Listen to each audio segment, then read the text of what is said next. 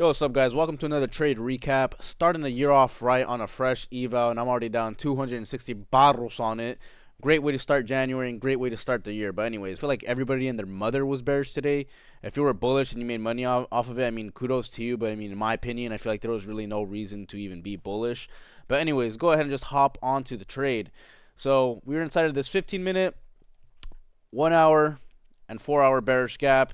As you can see here, we put in a bearish 4-hour change in the state of delivery after we swept out this high and put in that SMT. 6 a.m. 4-hour candle ended up holding. The 9 a.m. hourly candle also held as well, and to no surprise, the 15-minute fair value gap also held as well. So if you go down onto the entry, we can see here we already got stopped out. Let me switch to MNQ so I can show the executions. You can see here we got stopped out at 11:09, entered at 10:39.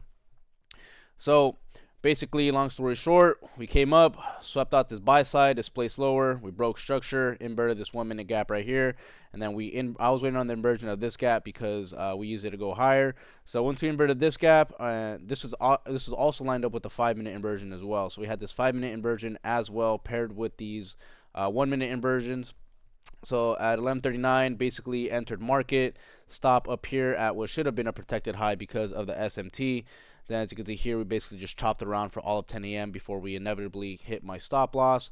So if you go ahead and just, replay it back, the reason I decided to take this was because we were above the opening prices, we were above the 1% fair value gap, and we were also above this unfilled NWOG. We also, on both assets, had an open London low, an open Asia low, and as you can see here, ES had equal lows, equal lows. So we had several draws on liquidity that were valid to go lower to the downside. So aside from that, you can see here we had SMT inside this higher time frame key level, which is, I believe, the daily. Yeah, so this was a daily fair value gap that we had an SMT inside of.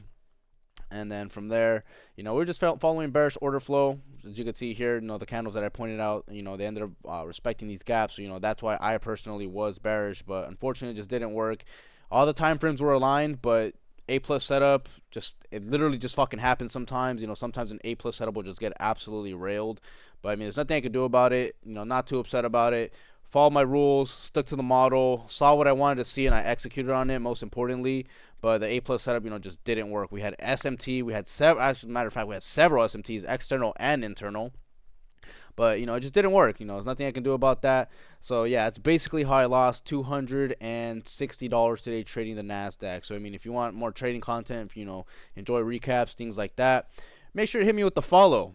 That's always good. Follow me. I'm probably going to post this on YouTube. But, if you're watching this on YouTube, follow me on TikTok at Bevcito. And if you're watching this on TikTok, follow me on YouTube at Bevcito. So I'm going to be posting way more trading content and try to get some affiliate codes, build a following and shit like that. So, I mean, if you enjoy the video, if you enjoy the recap, hit me with the follow, leave a like, leave a comment, all that good shit, and I hope you have a good day. If you got cooked shorting today, don't feel bad. I'm pretty sure literally like 99% of people were bearish today.